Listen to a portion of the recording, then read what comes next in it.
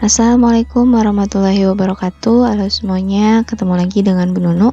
Pada video kali ini Bu akan melanjutkan untuk pembahasan soal sebagai materi untuk persiapan ujian sekolah dan penilaian akhir semester genap gitu ya. Jadi kemarin kita sudah bahas 10 soal dengan 4 materi. Nah, sekarang kita akan melanjutkan dengan 10 soal juga dengan materi yang berbeda pastinya. Langsung saja kita masuk ke materinya. Nah, untuk materinya, untuk pembahasan soal kali ini, materi yang akan kita bahas itu adalah tentang statistika, kaidah pencacahan, peluang, dan trigonometri. Yang semuanya ini materinya kita pelajari di kelas 11 gitu ya. Langsung aja kita masuk ke pembahasan soalnya. Untuk soal yang pertama, di sini kita masuk ke soal statistika. Nah, di sini diketahui ekstrakurikuler sebuah sekolah disajikan dalam bentuk diagram lingkaran di samping. Jika jumlah siswa seluruhnya berjumlah 500 orang, banyak siswa yang tidak mengikuti ekstrakurikuler pramuka. Jadi yang ditanya yang nggak ikut pramuka gitu ya, yang nggak ikut. Artinya yang nggak ikut pramuka berarti kan selain pramuka ya, berarti apa? Paskibra, olahraga, dan bela diri. Nah, seperti itu. Nah, kita langsung ke pembahasannya.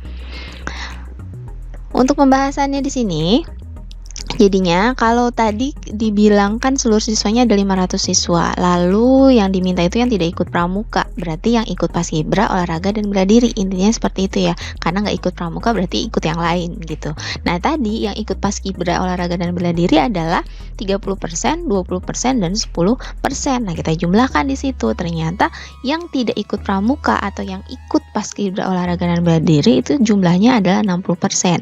Sehingga banyaknya siswa yang tidak ikut pramuka itu adalah berarti tinggal 60% dari seluruh siswa, yaitu 60/100 dikalikan dengan 500 siswa. Nah, di sini berarti kita bisa coret di sini ya.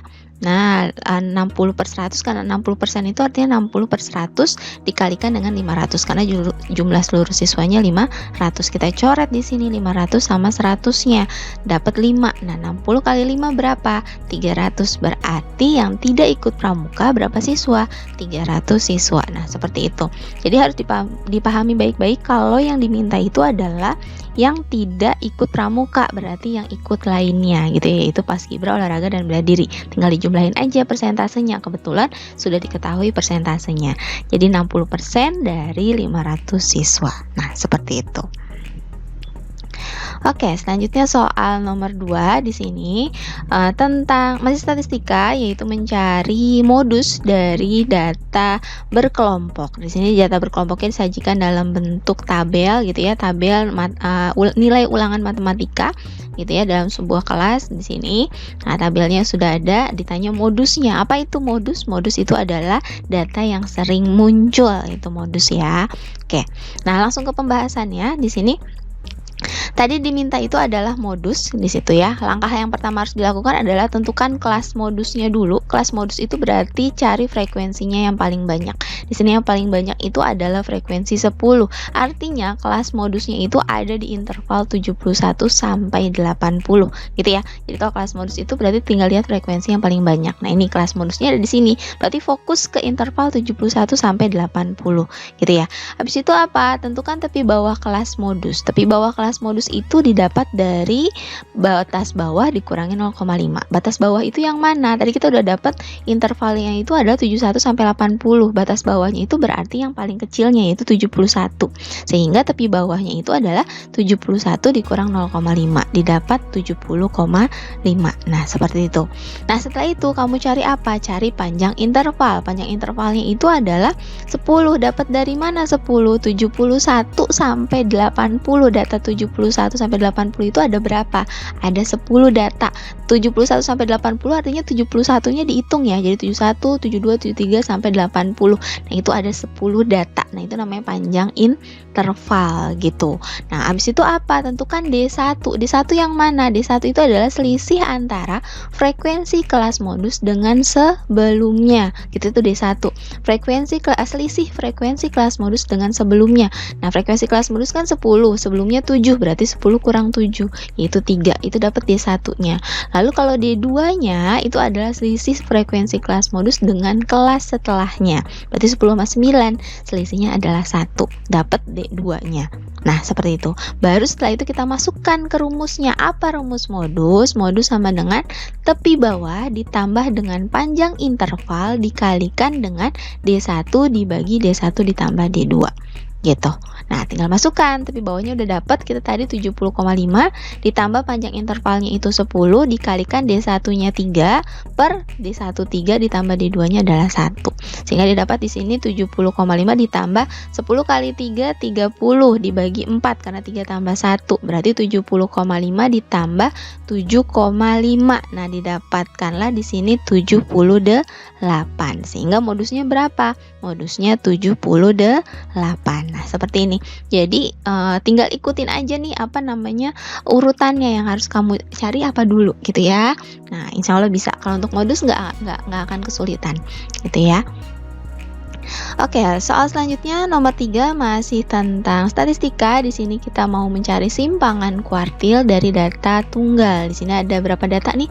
1 2 3 4 5 6 7 8 9 10. Ada 10 data ya. Nah, ditanya simpangan kuartilnya. Nah, gimana cara mencari simpangan kuartil?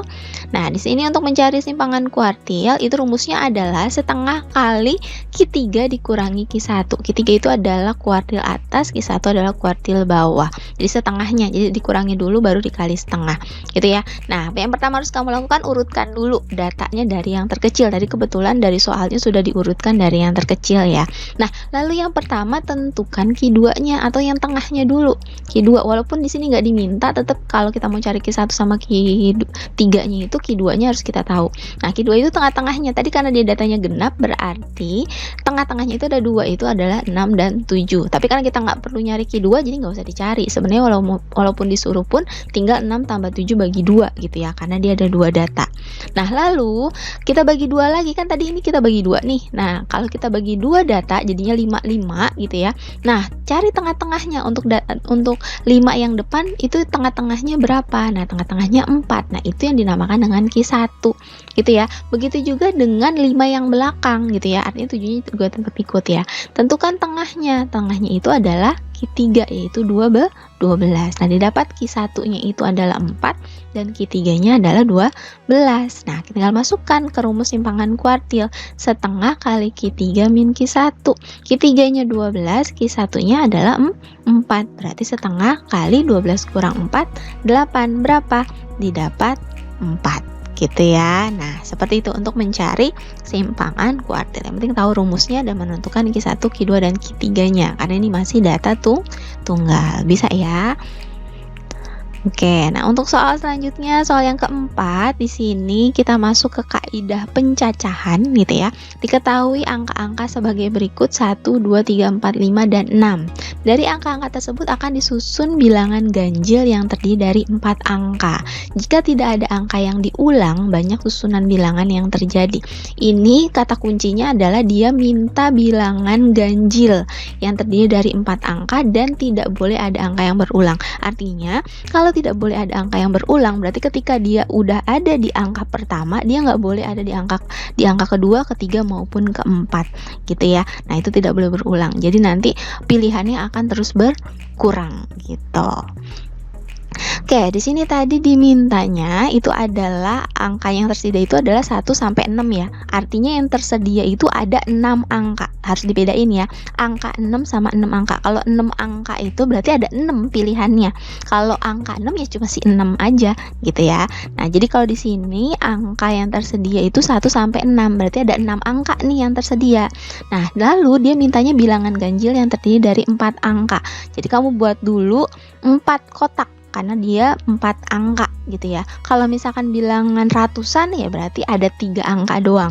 Kalau bilangan ribuan ya berarti ada 4 angka. Nah, karena 4 angka berarti dia merupakan bilangan ribuan gitu. Nah, tadi dia bilangnya itu ada kata kuncinya adalah bilangan ganjil. Kalau bilangan ganjil kerjakan yang paling belakang dulu. Jadi isi kotak yang belakang dulu. Isi kotak terakhir dulu karena diketahui bilangan ganjil. Nah, dari pilihan 1 sampai 6 bilangan ganjilnya itu adalah 1, 3, dan 5. Ada berapa angka? Ada 3 angka. Jadi di sini untuk kotak yang terakhir kita isi adalah 3. Karena pilihannya ada 3, bisa 1, bisa 3, bisa 5. Gitu ya. Jadi ini bukan angka 3 maksudnya, tapi ada 3 angka yang bisa, yaitu angka 1, angka 3, dan angka 5. Nah, jadi isi dulu yang belakang. Kalau ada kata-kata bilangan ganjil atau bilangan genap gitu ya, isi dulu yang paling belakang.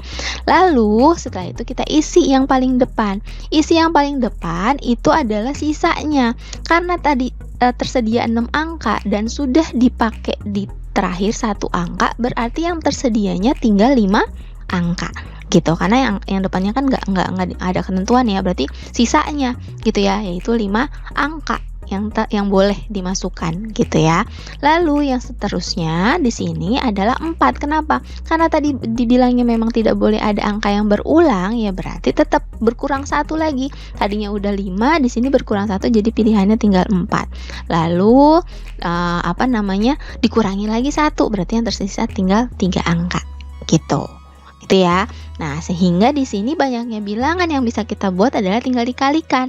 5 dikalikan 4 dikalikan 3 dikalikan 3. Didapatlah 180.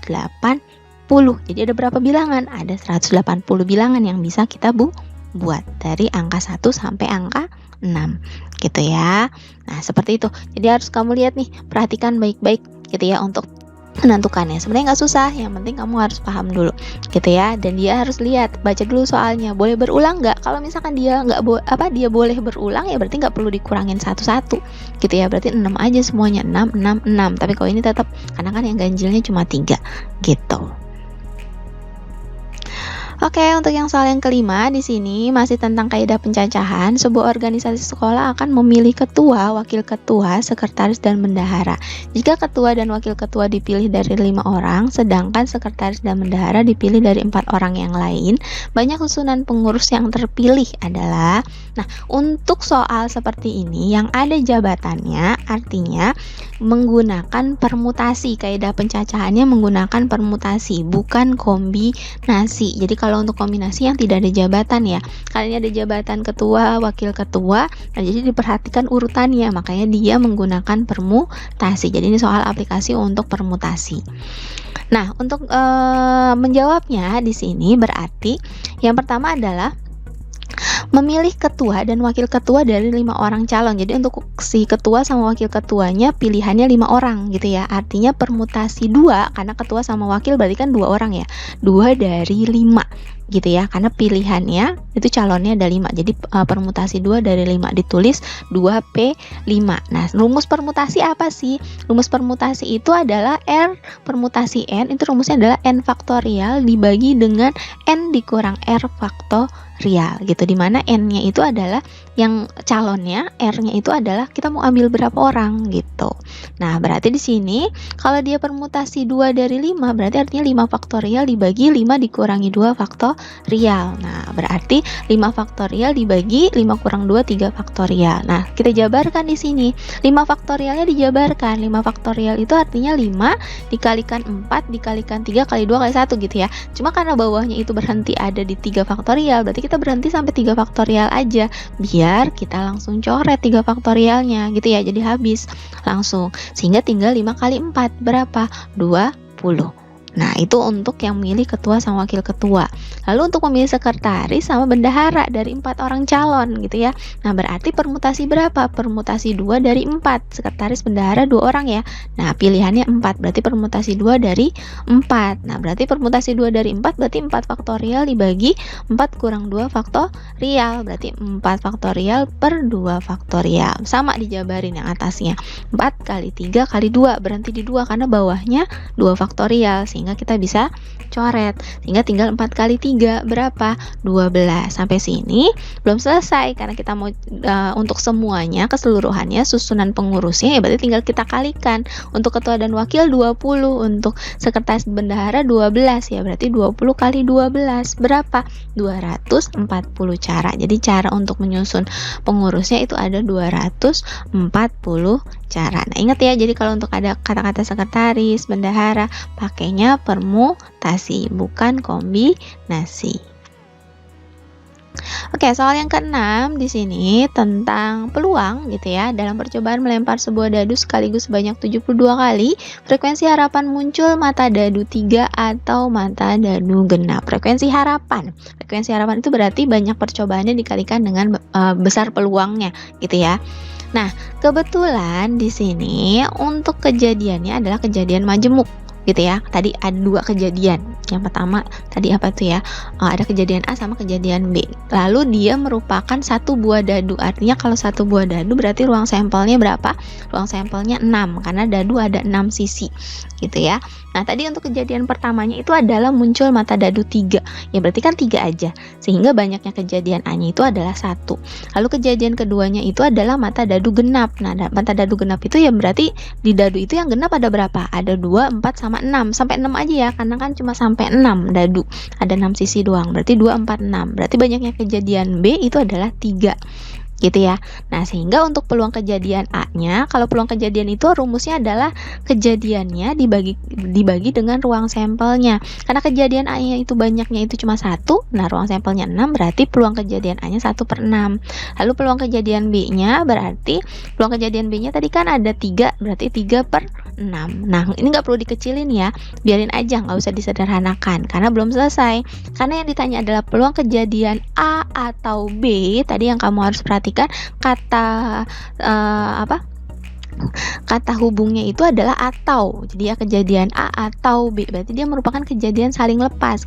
Karena kenapa saling lepas? Karena di sini nggak ada yang sama ya.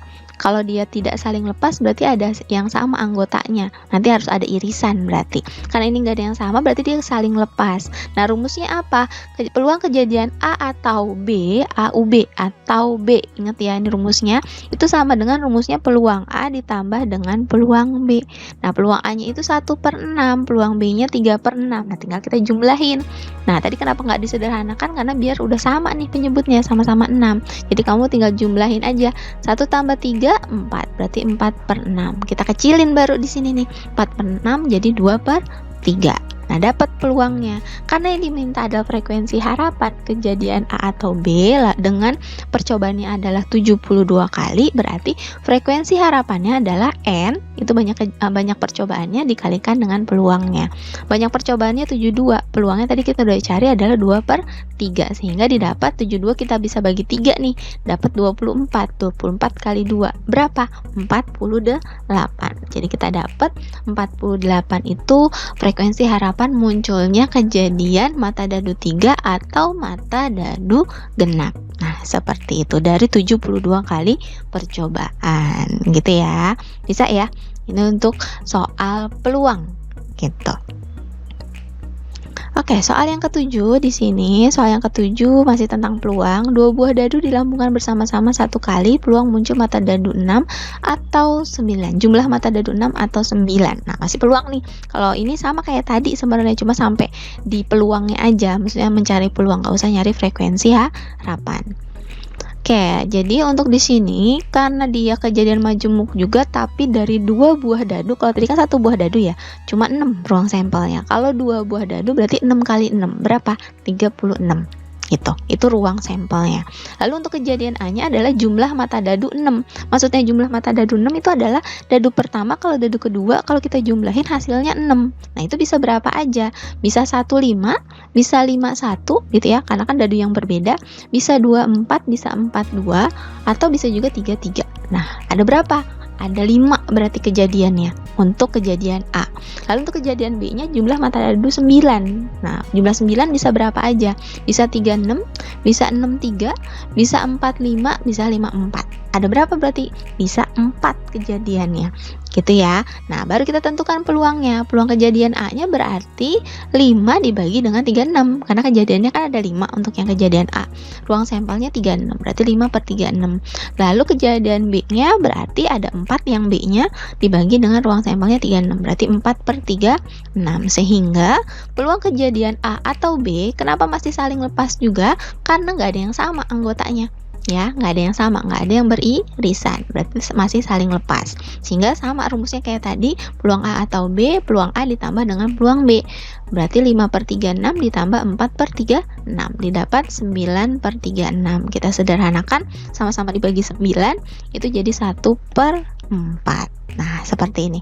Nah, ini untuk mencari peluang urutannya, gitu ya. Oke, soal yang ke-8 di sini soalnya tentang trigonometri. Nah, jadi yang pertama di sini sebuah tangga yang panjangnya 10 meter disandarkan pada sebuah tembok dan membuat sudut 45 derajat dengan lantai. Jarak ujung bawah tangga ke dinding. Nah, kalau kayak gini soal aplikasi atau soal cerita trigono digambar dulu ya. Nah, kita gambar dulu di sini. Nah, gambarnya seperti apa? Tadi ada tembok lalu disandarin sama tangga yang panjangnya 10 meter, lalu si tangganya itu membuat sudut 45 derajat gitu ya terhadap bidang datarnya atau terhadap lantai. Nah, kalau kurang lebih gambarnya seperti ini. Nah, kalau dari gambar kita bisa lihat sisi miringnya atau si tangganya itu kan sebagai sisi miring ya, panjangnya adalah 10 meter. Lalu alfanya atau sudut yang dibentuk itu adalah 45 derajat. Nah, yang ditanya itu adalah jarak antara ujung tangga bawah dengan tembok gitu ya, berarti yang bawah nih. Nah, berarti ini sisi apa yang ditanya? Ingat perbandingan trigonometri apa? Kalau sisi miring sisi miring, lalu sisi depan itu artinya sisi depan sudut, lalu sisi samping berarti sisi samping sudut. Karena yang ditanya yang bawah berarti itu adalah sisi samping sudut atau sa. Tadi sisi miringnya berarti mi-nya sudah diketahui ya. Yang ditanya adalah sisi samping atau sa. Nah, karena di sini yang diketahui itu adalah sisi miring dan yang diminta itu adalah sisi samping, maka kita menggunakan perbandingan trigonometri kosinus gitu ya, karena yang diketahui sisi miring dan yang ditanya adalah sisi samping gitu ya. Berarti kan sami itu adalah kosinus. Nah, berarti di sini cos itu adalah sami gitu ya, sami. Kalau sin apa? Demi. Kalau tan itu adalah desa gitu. Berarti kalau cos sami berarti samping banding miring. Tadi cos alfanya 45 derajat, samping per miring, miringnya dapat 10 meter. Nah, sehingga sini kita kali silang nih. 10-nya kamu kaliin aja sama cos 45 gitu ya, kali silang. Berarti sa-nya sendiri udah. Jadi sisi samping sama dengan sin salah cos ya, ini harusnya cos 45 dikali 10. Nah, cos 45 itu setengah akar 2 dikalikan 10. Nah, berarti tinggal 2 sama 10-nya dicoret tuh. Berarti tinggal 5 akar 2 gitu. Jadi jarak ujung bawah tangga dengan tembok itu berapa? 5 akar 2. Nah, seperti itu. Gitu ya. Jadi harus perbandingan trigonometrinya jangan sampai lupa. Gitu. Oke, untuk soal yang ke-9 di sini masih trigonometri, diketahui segitiga STU dengan panjang S12, U12, lalu sudut T-nya 45 derajat. Lalu luas segitiga STU tersebut adalah, yang tanya luas segitiga nih, gitu ya. Nah, sama. Yang pertama harus kamu lakukan gambar dulu ya, gambar segitiganya. Nah, di sini segitiga STU. Lalu yang diketahui adalah sisi S kecil itu artinya sisi di hadapan sudut S ya. Nah, ini kan sudut S nih. Nah, berarti sisi S kecil itu ada sisi di hadapannya, berarti yang ini nih 12-nya. Lalu sisi U. Nah, ini sudut U nih. Berarti di hadapannya yang ini ya. Nah, berarti 12 cm untuk sisi U kecil. Lalu sudut T-nya 45 derajat. Nah, seperti ini gambarnya kurang lebih. Nah, karena yang ditanya adalah luas segitiga dengan yang diketahui itu adalah dua sisi dan satu sudut yang diapit oleh kedua sisi tersebut. Nah, maka kita bisa langsung dengan rumus ini aja luas segitiganya, yaitu setengah kali dua sisi yang diketahui dikalikan dengan sinus sudut yang diapit. Nah, seperti itu aja. Jadi tinggal setengah kali 12 kali 12 kali sin 45 derajat. Nah, berarti ini kita coret 12-nya jadi 6. 6 kali 12 sin 45 itu adalah setengah akar 2. Nah, 2-nya boleh kita coret lagi sama 12 jadi 6. Berarti tinggal 6 kali 6. 6 kali 6 36, tapi masih ada akar 2 di sini. Berarti 36 akar 2. Nah, berarti luas segitiganya adalah 36 akar 2 cm per segi. Nah, seperti itu. Jadi kalau dua sisi diketahui dengan satu sudut yang diapit, rumusnya langsung ini aja ya. Oke, sekarang soal yang terakhir, soal yang 10 masih trigonometri. Diketahui segitiga dengan panjang sisi AC 8 cm, sudut ABC 45, sudut BAC 60 derajat. Panjang sisi BC adalah, nah sama ya, kalau misalkan dalam bentuk diketahui segitiga, diketahui sisi dan sudut-sudutnya, itu kamu gambar dulu ya. Nah, jadi kamu gambar dulu, ilustrasikan dalam bentuk gambar tadi segitiga ABC gitu kan ya. Lalu yang diketahui itu adalah sisi B-nya atau sisi AC gitu ya. Tadi diketahui sisi AC-nya 8 cm, lalu diketahui sudut ABC-nya 45 dan sudut BAC-nya 60 derajat gitu ya. Nah, berarti di sini ternyata diketahui dua sudut dan satu sisi. Yang ditanya adalah salah satu sisi di hadapan sudut yang diketahui gitu ya. Ini sudutnya tuh sisi yang di hadapannya sudah diketahui. Ini sudut lalu sisi di hadapannya yang ditanya. Nah, ini artinya adalah ketika ada pasangan sisi dan sudut yang berhadapan lalu salah satunya itu ditanyakan, berarti kita menggunakan aturan sinus. Yang rumusnya adalah A per sin A sama dengan B per sin B. A kecil itu adalah sisi di hadapan sudut A, berarti itu yang ditanya kan, sisi A per sin A, sin A nya itu berarti sin 60, lalu B itu adalah sisi di hadapan sudut B, berarti 8 per sin 45 derajat. Nah, sampai sini kamu tinggal masukkan nih sinusnya, berarti kan A per sin 60 itu setengah akar 3 sama dengan 8 per sin 45 itu adalah setengah akar 2. Nah, sampai sini setengahnya boleh kamu coret nih, karena samping-sampingan boleh ya, yang nggak boleh itu nyilang kalau dicoret. Nah, setengahnya boleh kita coret, baru setelah itu kita kali silang. A kalikan dengan akar 2 sama dengan 8 kali akar 3. Nah, seperti ini. Nah, karena kita mau cari A nya aja, berarti tinggal 8 akar 3 dibagi akar 2 nya pindah, jadinya ngebagi, jadi 8 akar 3 per akar 2. Sampai sini karena penyebutnya masih akar, nggak boleh, harus dirasionalkan. Dirasionalkannya dengan dikalikan dengan penyebutnya yang sama, yaitu akar 2 per akar 2. Sampai sini atas-atas bawah-bawah, berarti 8 akar 3 kali akar 2, jadi 8 akar 6 karena yang dikali dalam akarnya aja. Lalu akar 2 kali akar 2, akarnya hilang, tinggal 2. Nah, sampai sini boleh dicoret nih 8 sama 2 nya. 8 dibagi 2 itu berapa? 4. Berarti dapat A nya itu adalah 4 akar 6. Nah, seperti itu. Jadi kalau di sini ciri-cirinya kalau pakai aturan sinus, kalau diketahui pasangan sisi dan sudut yang berhadapan dan salah satunya yang ditanyakan gitu ya. Oke, itu saja untuk pembahasan soalnya dari 10 soal tadi dengan 4 materi yang berbeda. Nah, sampai sini kamu boleh kerjakan latihan soalnya untuk mengulang lagi sejauh mana kalian memahami dari pembahasan soal yang tadi sudah Ibu jelaskan, dengan cara kamu klik daftar link pada aplikasi di sekolah.id, lalu klik link latihan, lalu nanti dia secara otomatis akan masuk ke Google Form, lalu kamu isi data diri kamu, nama dan kelasnya jangan lupa, lalu kerjakan latihannya karena nilainya nanti akan Ibu ambil untuk nilai rapot PAS genapnya gitu ya. Selamat mengerjakan, mudah-mudahan bisa dipahami dengan baik. Oke, terima kasih semuanya, mudah-mudahan bisa dipahami gitu ya. Kalau masih belum paham juga boleh ditanyakan, japri ke WhatsApp Ibu gitu ya. Ibu akhiri, wassalamualaikum warahmatullahi wabarakatuh.